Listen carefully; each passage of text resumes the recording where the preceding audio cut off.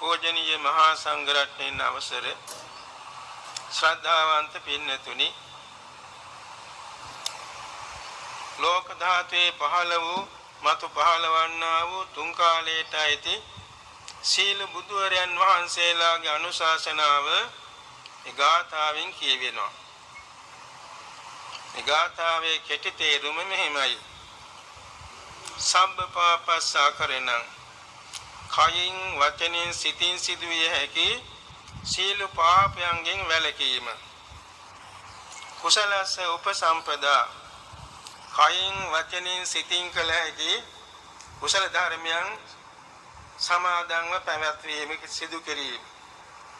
සචිත්ත පරියෝදපණං තම තමාගේ චිත්තසංතාන කෙලෙසුන් කෙරෙන් වෙන් කරගෙන පිරිසුදු කර ගැනීම.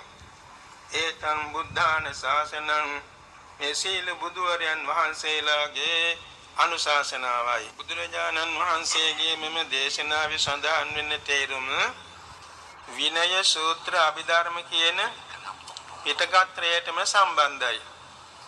මේක විස්තර කරනවා නම් මුළු තුන් පිටකෙම කියන්න කරුණු තියෙනවා.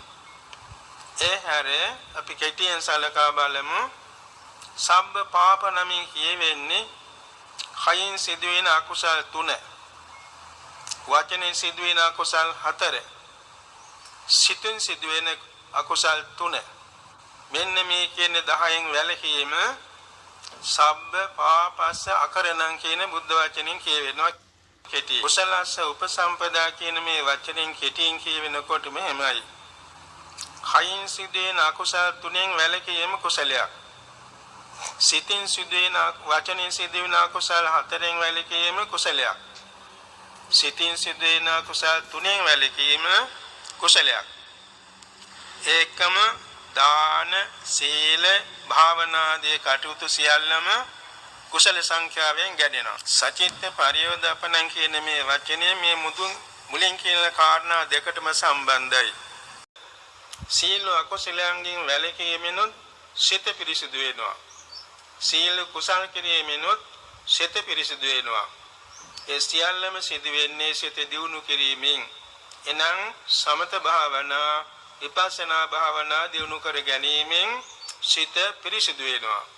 ඒ පිරිසිදු වීමේ ආකාර අපි සරල වශයෙන් තේරුම් ගන්න වටිනවා. හැම දිනාටම මේ වනාන්තර වලට ගිහිල්ලා භාවනා කරන්න අපහසුයිනේ.